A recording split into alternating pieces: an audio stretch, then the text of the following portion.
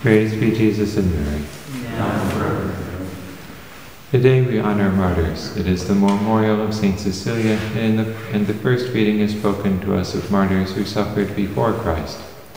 They too are honored as saints in the Church. On August 1st, the Roman Martyrology recalls the 7 sons and their mother. They're no longer on the general calendar as they once were, but already in patristic times, St. Augustine preached a sermon for their feast. They suffered somewhere around 168 BC, and the tale of their sufferings is told in chapter 7 of the second book of Maccabees, from which today's reading is taken. The whole story is too long to use as a reading at Mass. There is one Sunday in the cycle which tells some of the tale of the first few sons, first 4, and today we have the story of the 7th and of the mother. But this story is mostly, or at least what has been selected from it, mostly shows us his mother's perseverance. Her sufferings were the worst of all, because it hurts a mother more to lose a son than to suffer in her own person. And she saw all 7 of her sons tortured and killed in front of her before she herself was killed. Yet she did not want them to sin in order to be saved.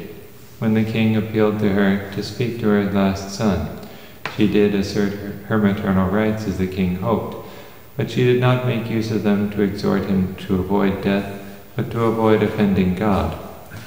She makes the clearest statement in Scripture of the doctrine that God created from nothing, ex nihilo, and so founds on this her faith in the resurrection. If God can create all things from nothing, surely he can make a living person from a dead one, and so can make the dead rise again. We could see in this strong and wise woman a foreshadowing of Our Lady at the foot of the cross. She too had faith that her son would rise. As Benedict XV says, for the salvation of mankind, she renounced her mother's rights, and so far as it depended on her, offered her son to placate divine justice. Saint Cecilia was another strong and wise woman, born to one of the noblest Roman families.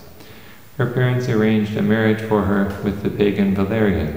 She was probably in her mid-teens when Roman girls usually married.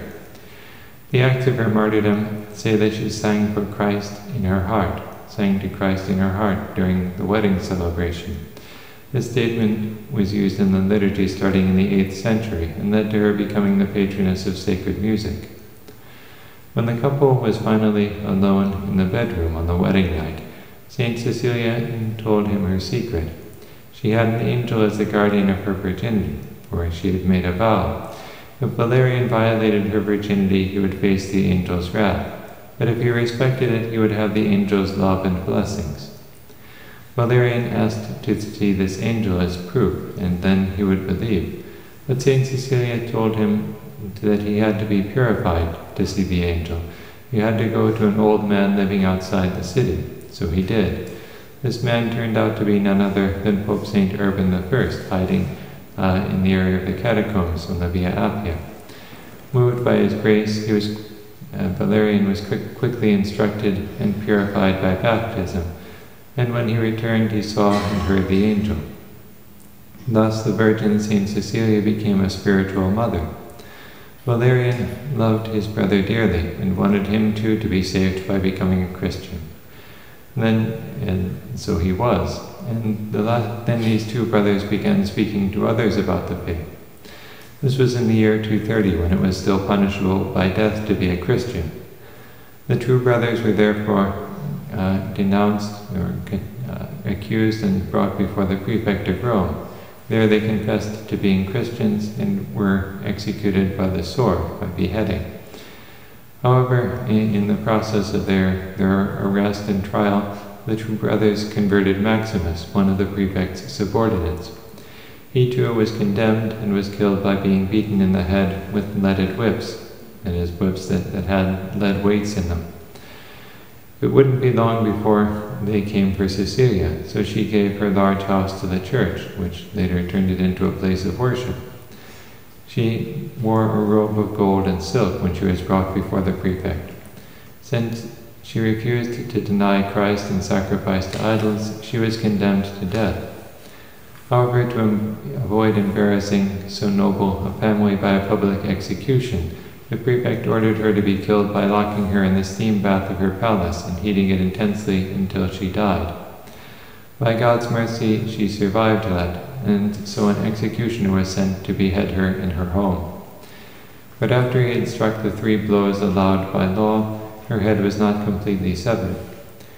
Christians came to take care of her, and with cloths they soaked up the blood that flowed from the deep wound in her neck. After 3 days, she died. Now, most books on saints doubt the historicity of this story. They doubt that these things really happened, because her acts were written in the late 5th century.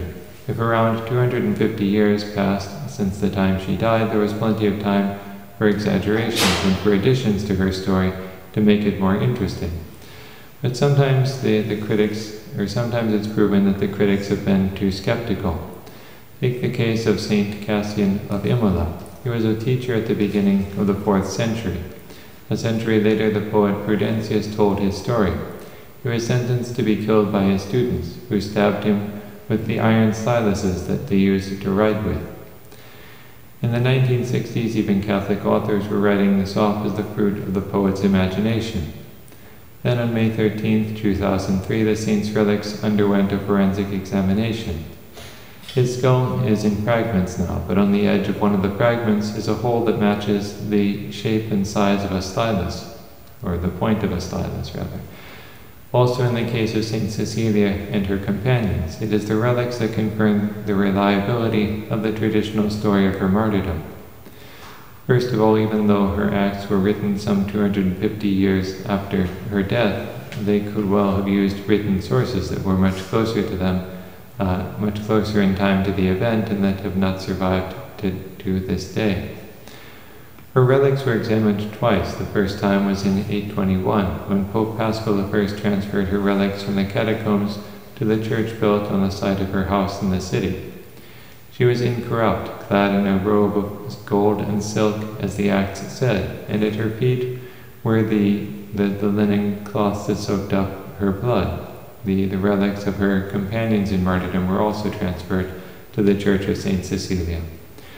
Her coffin was opened again in 1599, and this time we have a detailed eyewitness account from Cardinal Cesare Baronius, the first great Catholic historian. In addition, we have a statue that shows what they saw, a small woman still incorrupt after more than 13 centuries, with a very deep wound in her neck. She was still clad in a gold and silk robe, and still had the blood-soaked cloths at her feet. The sarcophaguses of her companions were also opened this second time.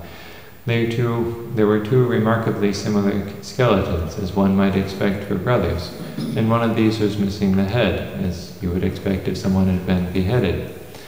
The third skeleton had its skull so severely damaged by blows from heavy objects had its skull severely damaged by blows from heavy objects, so as one might expect for a man beaten to death by being hit in the head with leaded whips.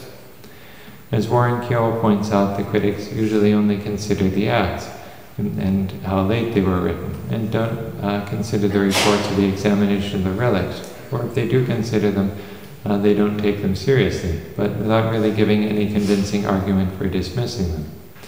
So really, the historical evidence should lead us to believe the acts. Every detail that could be checked checked by the relics turns out to be accurate.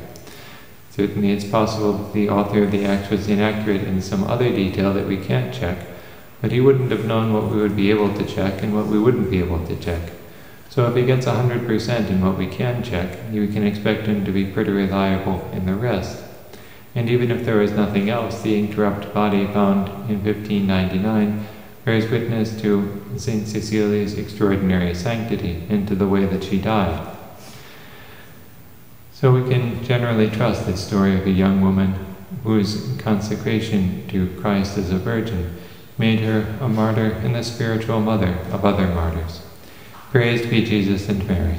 Now and forever.